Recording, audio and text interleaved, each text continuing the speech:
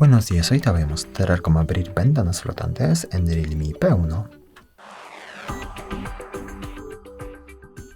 Para eso abrimos una de las aplicaciones que tenga esta opción, por ejemplo, mensajes. Luego pulsamos esta tecla o deslizamos el dedo hacia arriba para abrir las aplicaciones en uso. Todo depende del estilo de navegación, pero hay que abrir las aplicaciones usadas recientemente.